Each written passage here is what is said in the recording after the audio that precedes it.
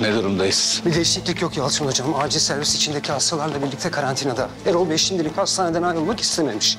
Ama daha da önemlisi Erol Bey'in zatürre olma ihtimali var. Başka? Şimdilik bildiklerimiz bu kadar. Arzu? Çok şükür karantinada değil. Şükür. Sen burada bekle. Erol Bey. Duyar duymaz geldim. İçeri girişler yasaklandı ama sizin için çok endişelendim. İyiyim. Ben senin niye geldiğini biliyorum. Sen söylemeden ben sana söyleyeyim. Durum kesinleşene kadar buradayım. Kesinleşene kadar ne demek? Şu anda sizin için her saniye önemli. Burada kalmanız büyük bir risk. Tüm risklerin farkındayım ama buradayım. Bu ekibin böylesine bir salgınla mücadele edebilecek kapasitesi yok. Bütün mesele Hakan Hoca değil mi? Ya senin de derdin, tasan o zaten.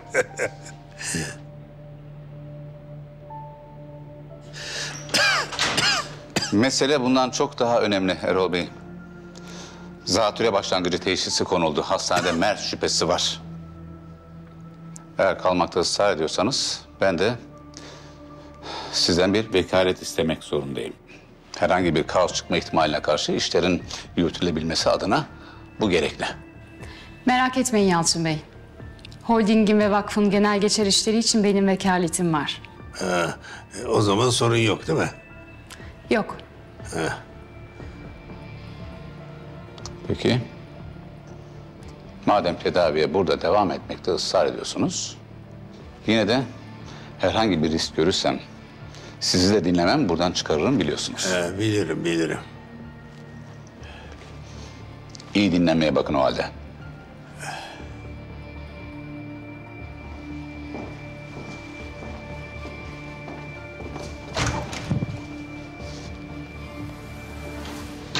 Tamam, bu kat halloldu değil mi? Boşaltıldı Turgut Hocam. Yalnız ben sana söyleyeyim. Ya bizim halimiz hiç hal değil hocam. Ne varmış halimizde İhsan? Hocam bir yatak bir insan, iki yatak iki insan. Bir kısmı da zaten ödeme yapmadı. Yani çok fena içerideyiz. Ben buna takılmadan yapamıyorum hocam. Yahu İhsan'ım, biz salgın diyoruz, sen hala para diyorsun. Ya iyi de ben bir şeye konsantre olamıyorum ki. Yani bir yandan üzülüyorum. Ay, huyum böyle, ne yapayım ki? Tamam, cana geleceğine mala gelsin diye bir laf var, biliyorsun değil mi? Biliyorum ama ben o lafı hiç sevmem hocam. Allah Allah. Hiç sevmem. Mal canın yongasıdır lafını daha çok severim. Turgut Hocam. Turgut Hocam misafiriniz geliyormuş. Tamam Bektaş, kim? Yalçın Hoca niye geliyormuş bilmiyorum ama. Yalçın Hoca. Anlaşıldı. Haydi kolay gelsin Turgut Hocam. Kolay gelsin.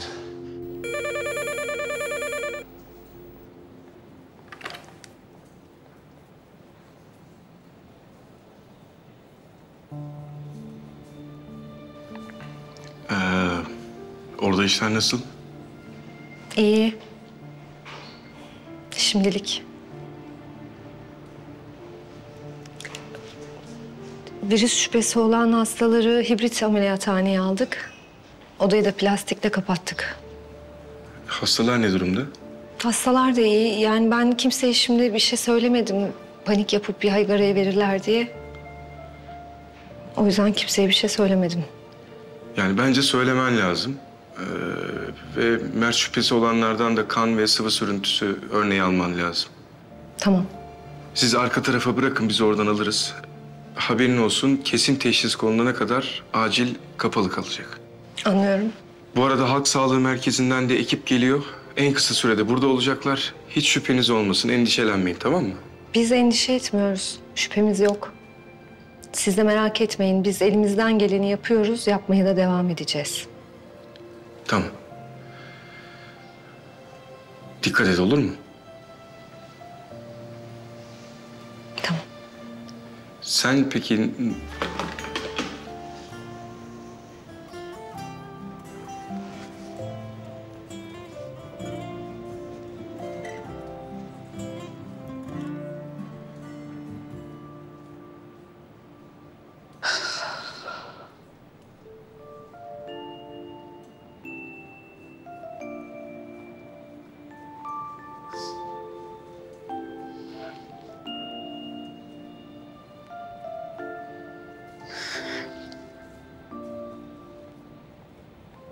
Bundan sonra hibrit ameliyathaneden ben ve Onur hemşire sorumlu olacak. Hayır. Olmaz. Olmaz. Benim sorumluluğu almam daha doğru. Onur'la ben gireceğiz. Senin için de uygun mu? Tabii ki uygun hocam. Şefim hiç merak etmeyin. Benim bağışıklık sistemim yeterince kuvvetlidir. Hayır Onur, bunu benim yapmam lazım. Mine hemşire, şu an burada size daha çok ihtiyaç var. Ben içeri girdiğimde buradan siz sorumlu olacaksınız. Hadi girelim.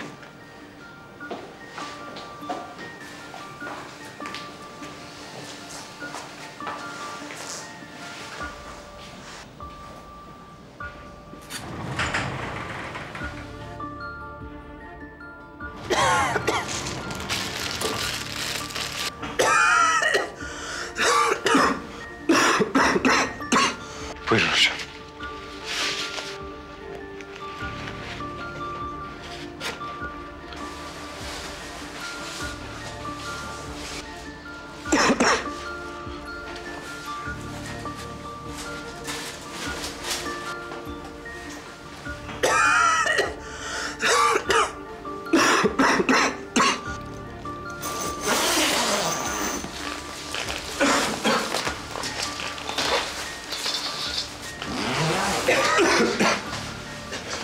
Ne oluyor?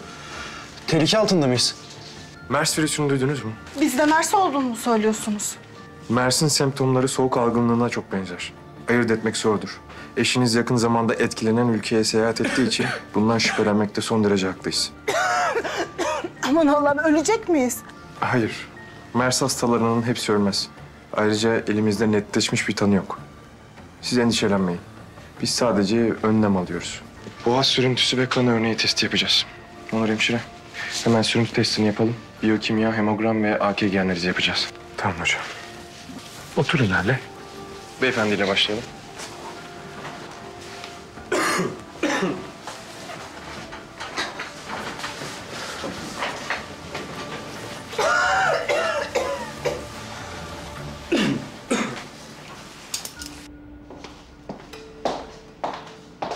Neden bana haber verilmiyor?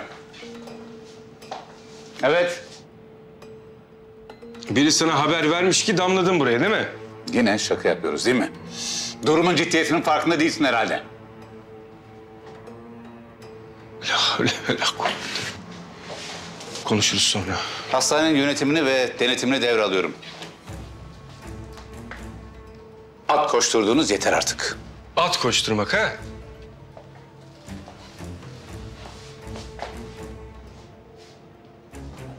Burası Uluçınar. Gümüşok değil. Burada at koşturulmaz. Gümüşok'un Uluçınar'ın da başkanı olduğumu hatırlatmak zorunda kalmaktan sıkıldım artık. Tamam beyler biraz tansiyonu düşürelim. Ben de sürekli buraya gelip işlerimizin tamamına burnunu sokmandan çok sıkıldım. Ne yapacağız şimdi? Beyler.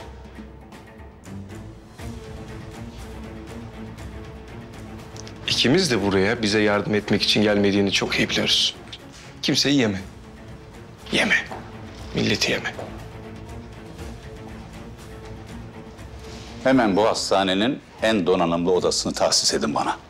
Buradan kontrol edeceğim her şeyi. Donanımlı oda mı? Burası olur. Yalçın Bey burası benim odam. Artık değil.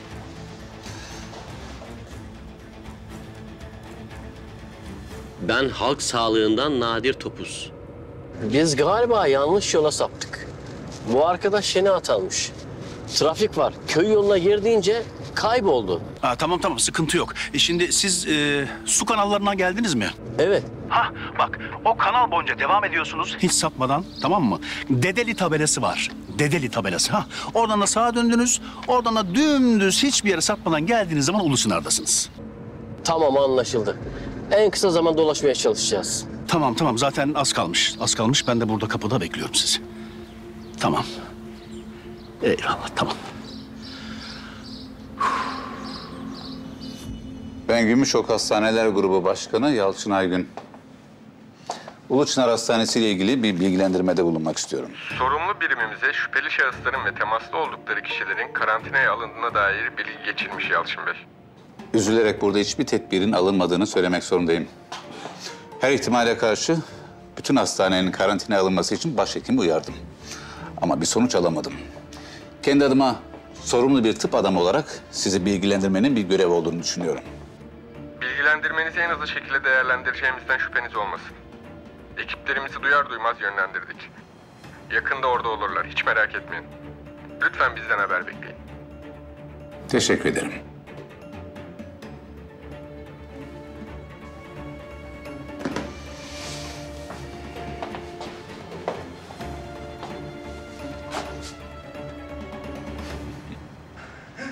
Lütfen biri benimle ilgilenebilir mi? Kalbim duruyor benim burada, ben ölüyorum doktor. Geldim. Doktor! Geldim. Neyiniz var? Ölüyorum, benim kalbim duruyor. Şöyle bir yatın bakayım siz. Şefim, bu adam bütün hastaneyi başımıza yıkacak, bilgin olsun. Hastada zaten ağır derecede obsesif kompulsif bozukluk var. Sakinleştirici mi versek acaba? Yani şimdi durumu da öğrenirse ortalığı iyice telaşa verir. En azından 1-2 saat uyumuş olur. Verelim.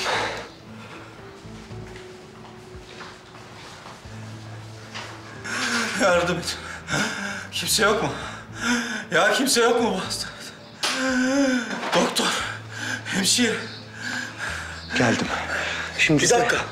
Doktor bakmadı, bu neyin iğnesi? her şey iyi gelecek, bir ilaç yapıyorum. Bayağı sakinleşeceksiniz. Siz neye göre yapıyorsunuz bunu? Yaptım bile.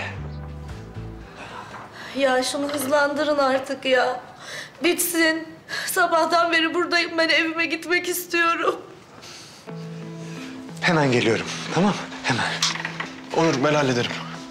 Tamam hocam. Hocam. İyi misiniz? İyiyim. Sen kadın doğum uzmanıydın değil mi? Evet. Onu sakinleştirmek için bir yolun, yöntemin var mı? Aslında var. Ben hallederim. Tamam, teşekkür ederim. Rica ederim.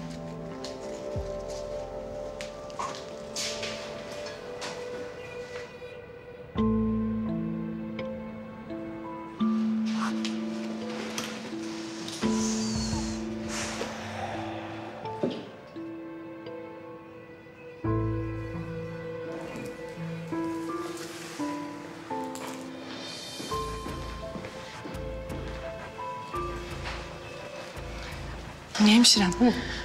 Ömer Hoca hiç iyi görünmüyor. Biraz dinlenmesi lazım tabii.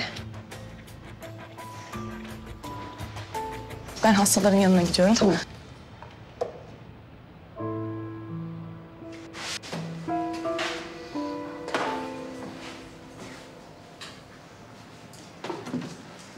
Onur, Efendim şef.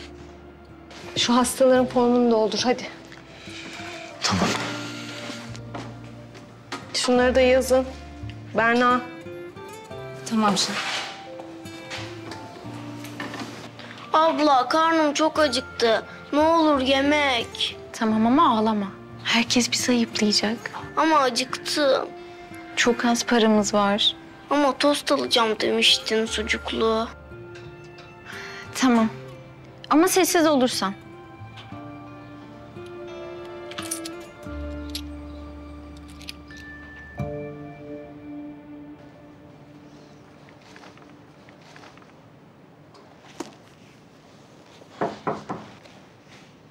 Ha. Gel oğlum. Baba burada mı bekleyeceksin? Erol Bey'i yalnız bırakmak doğru olmaz. Ama zaten yapılabilecek her şeyi yapmışlar. Otur.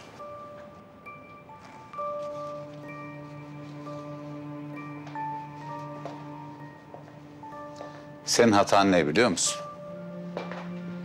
Neymiş? Kaybetmeyi çabuk kabulleniyorsun. Kaybetmek her zaman yenilmek değildir. Sadece yumruk yemişsindir. Ayağa kalkarsın ve savaşmaya devam edersin. Ben savaşıyorum zaten. Öyle mi? Ömer acil serviste ve muhtemelen ameliyata giremeyecek. Onun yerini ben alacağım. Bu da sana yetecek. Ben bunda bir çaba göremiyorum. Bazen çaba göstermene gerek kalmaz baba. Bazen şans yanında oluverir aniden. Bazen şansını zorlamakta fayda vardır. Biraz daha zorlayacaksın. Benim yaptığım gibi. Nasıl? Erol Bey kim yardımcı oluyor? Leyla.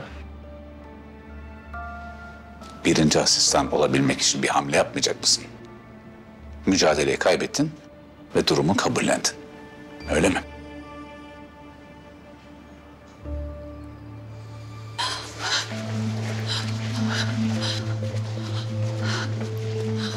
Kusura bakmayın hanımefendi. Bugün kapalıyız. Başka bir gün tekrar gelirsiniz olur mu? Çocukların bu hastanede olduğunu duydum. 7 yaşında bir erkek çocuk başından yaralanmış. Ablası da yanında. Nasıl yani? Bizim acilde mi yani? Hayda.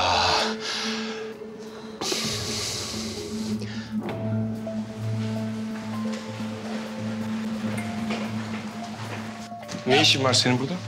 Hakan hocam. Ben sana aşağı inmeyeceksin demedim mi Leyla? Ha? Ne işin var senin burada? Dediniz hocam. O zaman niye bu koridorda seninle birlikte yürüyorum ben? Hocam acil servisteki insanlara ne olacak? Bir planınız var mı? Yukarı çık Leyla. Yoksa o ameliyata giremezsin, anladın mı?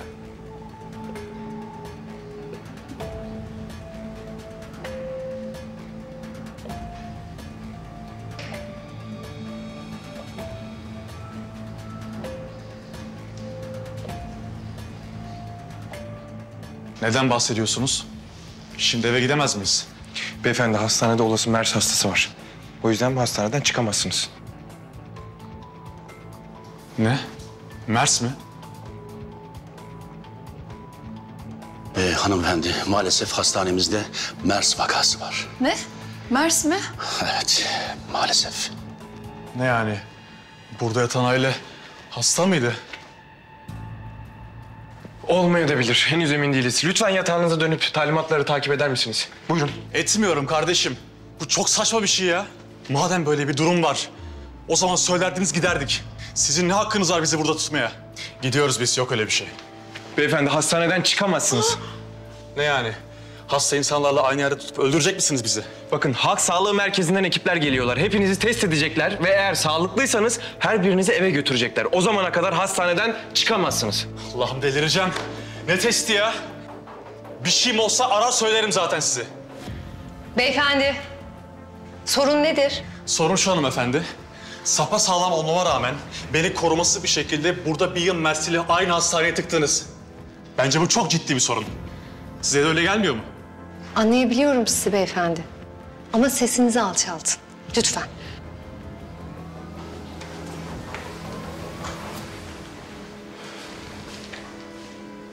Beyefendi sizi şöyle alalım. Lütfen. Buyurun.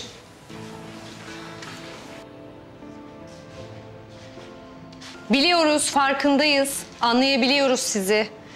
Tedirginsiniz, korkuyorsunuz. Ama maalesef MERS şüphesi yüzünden sizi burada servisimizde tutmak zorundayız. İçinizden birine esas aileden virüs bulaşmış olsa bile kuluçka döneminde bulaşıcılığı olmadığı için sizi bir arada tutuyoruz. Şu anda risk altında sayılmazsınız. Sadece gözlem amaçlı buradasınız.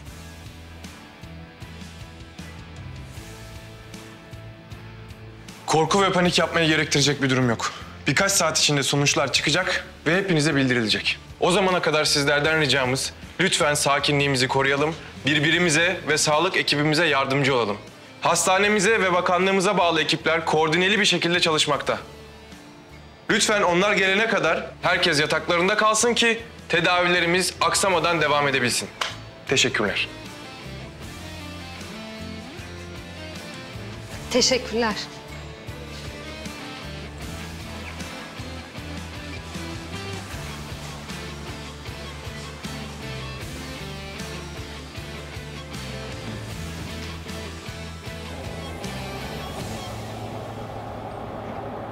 Tamamdır amirim. Nedir? Bu Çınar'ın başhekimi. Yanlış bilgilendirme yapmış. Hastaneyi karantinaya alıyoruz. Hele bir gidebilelim de. Aylin, sen prosedürü biliyorsun. Dedeli tabela sağda.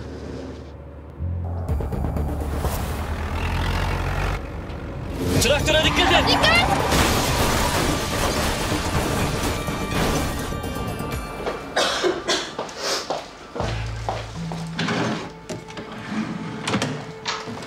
Ay Bahar hemşire ne yapıyorsun? Ödüm patladı.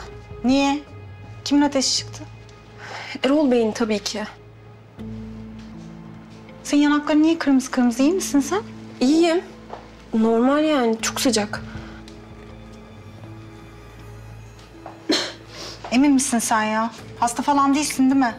Havasızlıktan. İşlerimi bitireyim çıkacağım zaten bahçeye. Bitti gitti. İyi çık.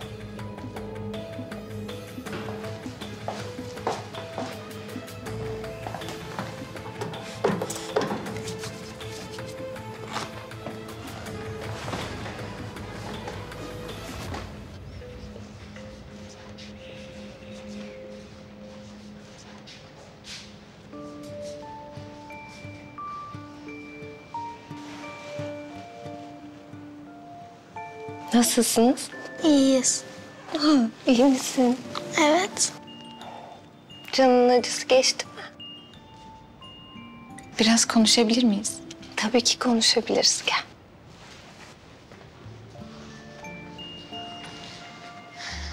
Biz ölecek miyiz? Gel şöyle.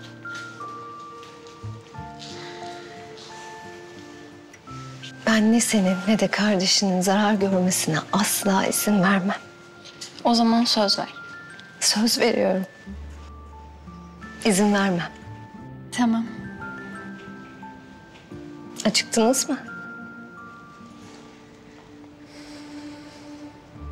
Ben çok acıktım. Hadi gel bakalım ne varmış.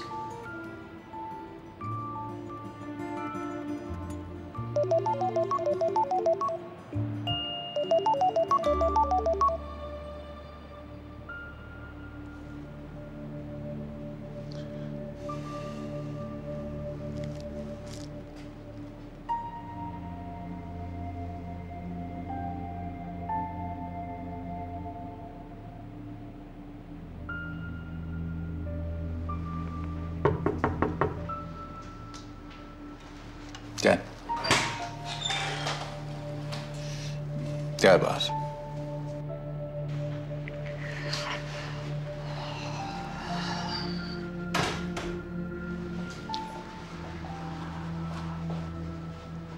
Hocam geçen gün bana istersen Gümüşok'a dönebilirsin. Benim orada sana daha çok ihtiyacım var demiştiniz ya. Evet. Ben dönsem iyi olur. Yani dönmek istiyorum. Nereden çıktı şimdi bu? Fikrimi değiştirdim diyelim. Bugün iyi bir zaman değil. Hocam ama... Ben ne zaman dersem o zaman gidersin.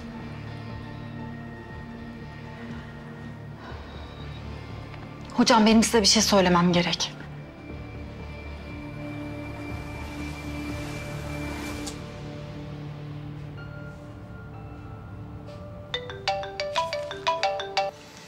Efendim yine. Aileden kan ve sıvı sürüntü örneklerini aldık. Tamam. Harika. Hemen iletiyorum. Hemen. Sen nasılsın?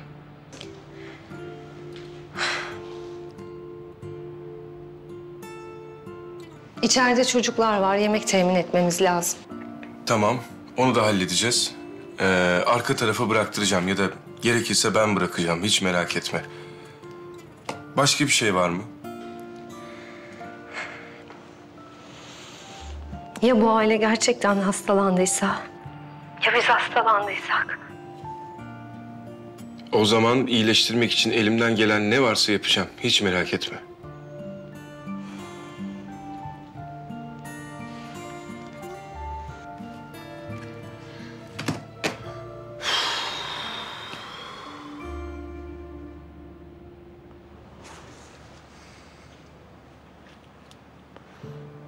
Çocuğuma bir şey olur mu? Geçer mi ona da? Ayper hocam, Efendim? bir bakabilir misiniz? Tabii. Buyurun. Bir sorun yok değil mi? Çocuğuma bir şey olur mu?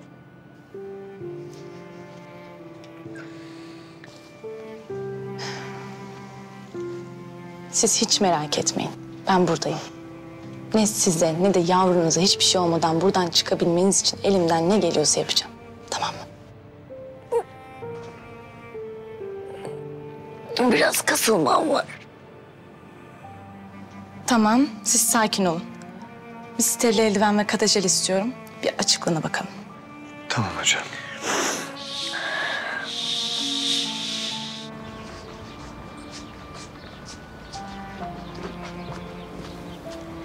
Nerede kaldı bu adamlar? Ya ne bileyim ben. Şimdiye gelmiş olmaları lazımdı. Kayboldular herhalde. Sana yol tarif ettirirsem böyle olur. Kim bilir nereye soktu adamları. Hah, alo. Alo, ben paramedik Cihan Kaya. Bir kaza olmuş. 2 saat 3 yaralı var. Birinin bilinci kapalı. Ne? Nerede? Kanal ayrımındayız. İlk müdahaleleri yaptık fakat durumları kritik. Uluçanar Hastanesi'ne alacağız. Siz yakınları mısınız? Hayır. Ben Uluçalar Hastanesi başhekimiyim. Kaza olmuş, durumları çok kritikmiş.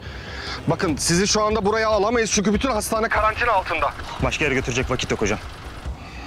Tamam halledeceğiz. Hakan ne yapabiliriz? Yani halk sağlığı merkezine haber vereceğiz. Buraya yeni bir ekip gönderecekler test için. Bu yaralıları ne yapacağız? Ben halledeceğim. Nasıl sen halledeceksin? Yahu acil kapalı. Hastane açık ama.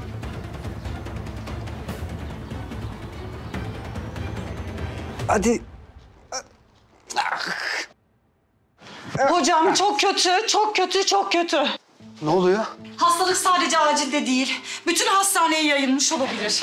Nasıl bütün hastaneye yayılmış olabilir ya? Kim söyledi? Nereden biliyorsun? Kimse söylemedi. Ben kendi gözlerimle gördüm. Sevil hemşire kesin hasta ve saklıyor. Ben sordukça da geriliyor. Biliyordum ben böyle olacağını. Yalçın hocama kızıyorlar ama adam haklı. Bunlar yüzüne gözüne bulaştırıyor her şeyi. Ne yapacağız hocam? Ben Yalçın Hoca'ya gitmek istiyorum dedim, olmaz dedi. Ya hastalık bize de bulaşmış olabilir. Ben bu mezbelelikte ölmek istemiyorum. Ben de. Çık dışarı. Çık. Çık hadi. Çık dışarı. Çık. Allah'ım. Ne yapacağım ben? Ne yapacağım ben? Allah'ım ne yapacağım ben?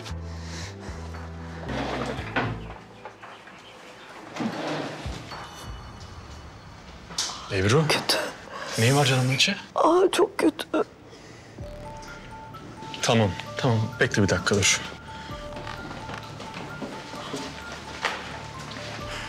Hey! Biriniz yardım etsin.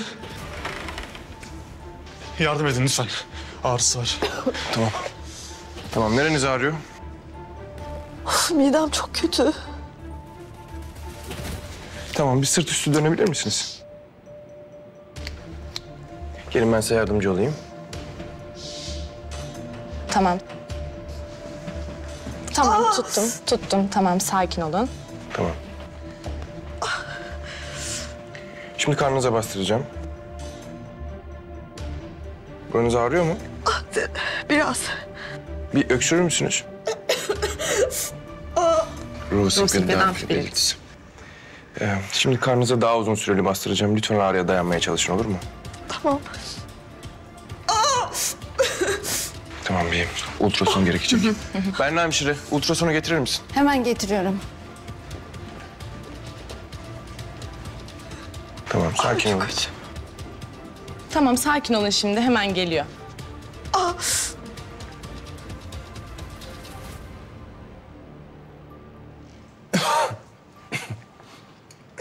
Akut apandisit mi? Ciddi tepkisel duyarlılık gösteriyor. Rosing ve Dunphy belirtisi var. Operasyon öncesi testlerine bakılması lazım. Operasyon öncesi testine bakalım. Tamam hocam. Ömer, test sonuçlarını bekleyebilir mi? Emin değilim. Bir süre daha gözlemlemem gerekecek. Tamam. Eğer durumu kritik bir seviyeye düşerse beni muhakkak haberdar et, olur mu? Tamam.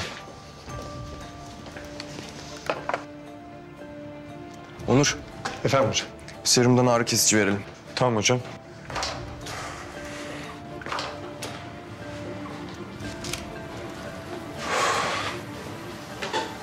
Ömer hocam.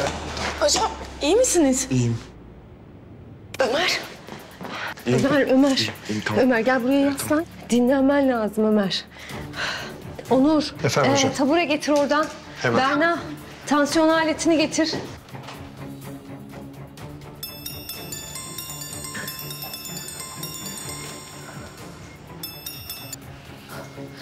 Medya teyze. Leyla'cığım kusura bakma canım seni aradım ama Ömer'i arıyorum ulaşamıyorum. Bir sorun mu var? Yok bir sorun yok ama kaç kere aradım açmıyor merak ettim. Ben Ömer'i görünce söyleyeyim o sizi arasın olur mu? Gerek yok canım ben geldim zaten hastanenin önündeyim. Ne?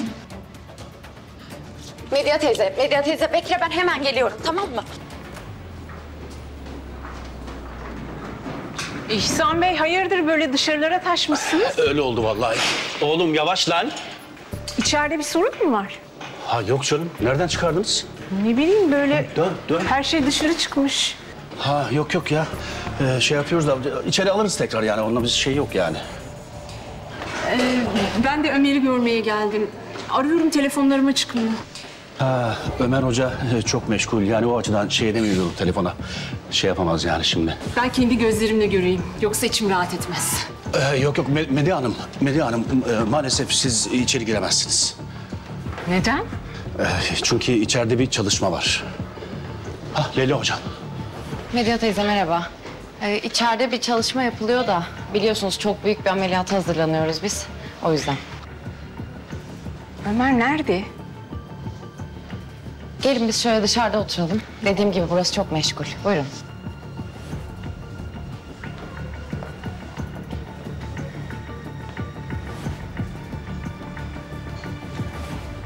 Al şundan.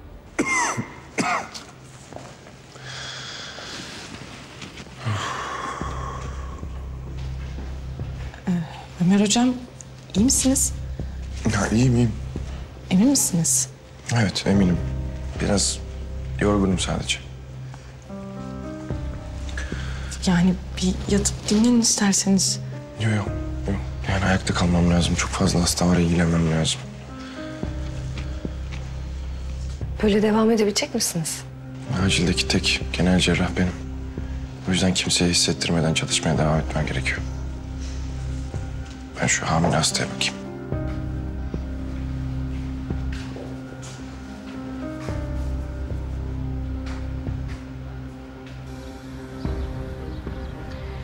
Leyla hadi söyle kızım. Belli kötü bir şey olmuş. Nasıl söylesem diye düşünüp duruyorsun. Yok Medya teyze kötü bir şey olmadı. Ben anlıyorum kızım. Ömer beni istemiyor. Ondan böyle.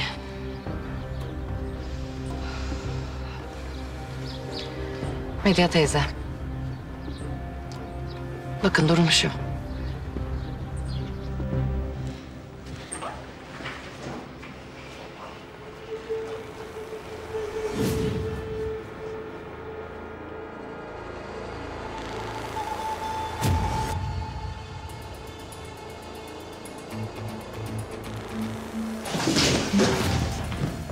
Hocam.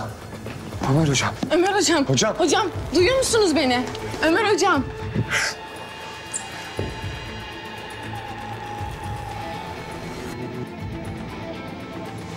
Hocam Ömer bayıldı. Ömer! Ömer! Hocam. Hakan hocam hayır. Tamam oğlum. Hayır hocam lütfen yapmayın. İçeri giremezsiniz lütfen hocam. Rica ederim.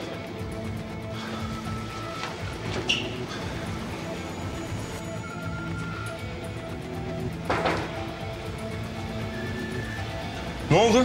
Kendinde değil. Uyarılara tepki vermiyor. Nabzı çok zayıf, ateşi var. Tamam en yakın yatağa alın. Hayati bulgularını sürekli kontrol edin. Ben şimdi kapatıyorum meşgul etmeyeyim hadi. Tamam. Yatağın hemen. Gel hocam gel. Gel. Kaldırıyoruz 3'te. 1, 2, 3.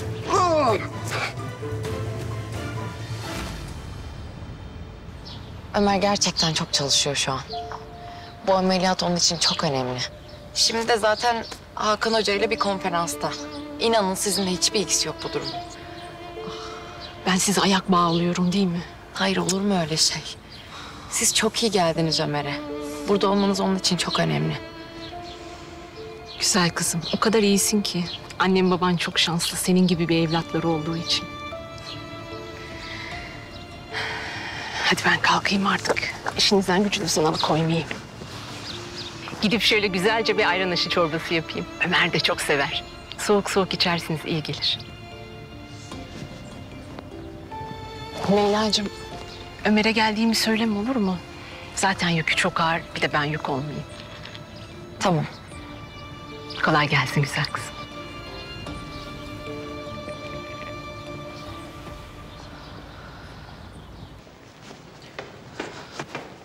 Berk, Leyla. ne oldu? Bir şey mi oldu? Bir şey yok. Berk bir şey var. Ne oldu? Acilde mi birine bir şey oldu? Söyle. Ya şimdi Hakan Hoca öğrenirse çok kızar. Berk lütfen bak korkutma beni. Söyler misin? Ömer. Ömer mi? Hı hı. Ne oldu Ömer'e? Acilde bayıldı. Hı. Durumu kritik. Peki kim gitti Ömer'in yanına? Şu an kim var yanında? Hiç kimse. Ne demek hiç kimse Berk? Ne diyorsun? Doktor yok mu şu anda Ömer'in yanında? Hocam, Ömer hocam. Beni duyabiliyor musunuz? Ömer hocam. Yaşamsal bulguları hızla düşüyor. Ne yapacağız? Bilmiyorum. Hiç anlamıyorum.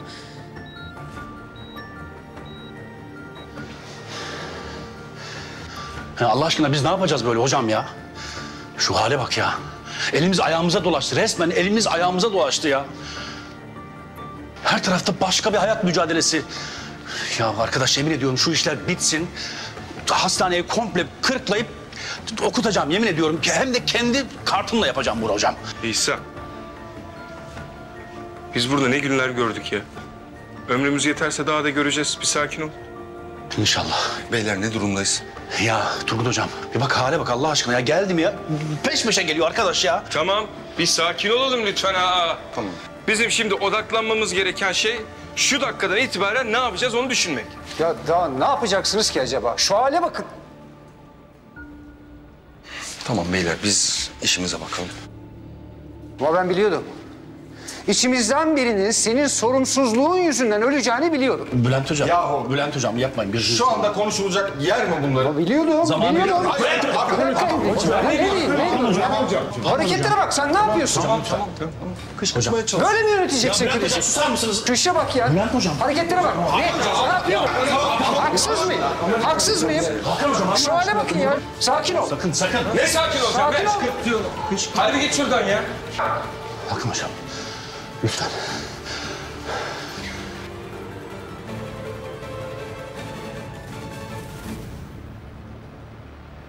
Oraya gireceğim. Nereye? Nasıl gireceksin ya Hakan saçmalama.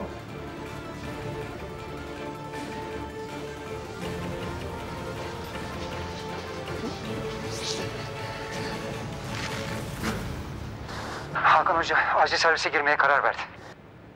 Emin misin? Eminim hem de çok kararlı. Eğer içeri girerse Erol Bey'in ameliyatını yapamaz. O zaman da onu koruyacak hiç kimse kalmaz. O zaman artık dönsek ya Yalçın Hocam. Hala bu İzbeher'de ne yapıyoruz Allah aşkına? Eğleniyoruz Bülent. Hakan'ın can çekişerek kendi sonunu hazırlamasını seyredip eğleniyoruz. Bektaş. Efendim hocam. Şu içeriliğe götürülecek yemeklerle bazı gerekli malzemeler vardı. Getir onları ben götüreceğim içeri.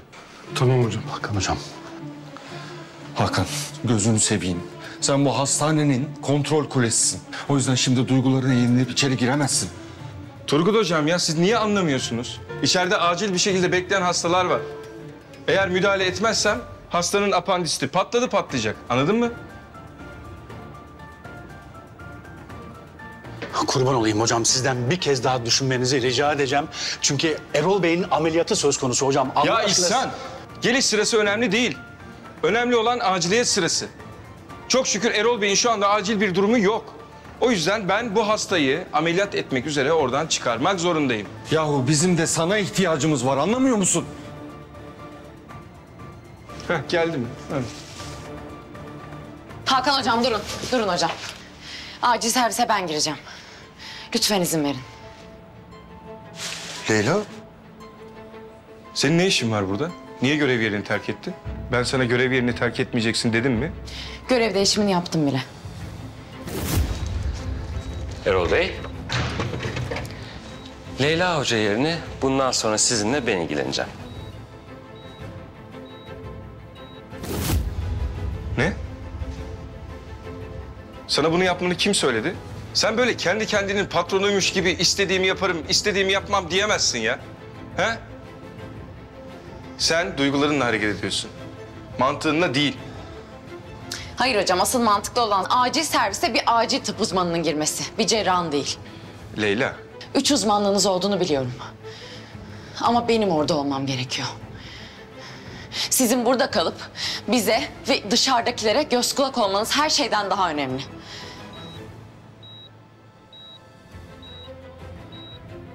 Belki de buraya gelecek acil bir hastanın hayatının kurtulması sizin burada kalmanıza bağlı.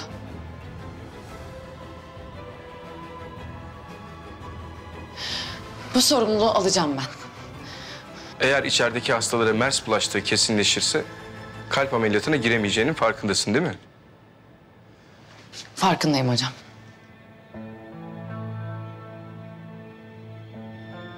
Leyla, oraya girdiğinde vazgeçmek için bir şansın olmayacak. Vazgeçmeyeceğim. Eminim. Bir şeyler ters giderse bu kararından pişmanlık duyabilirsin. Hazırlıklı mısın? Ben bunların hepsini düşündüm hocam. İçeri ben gireceğim. İzin verin.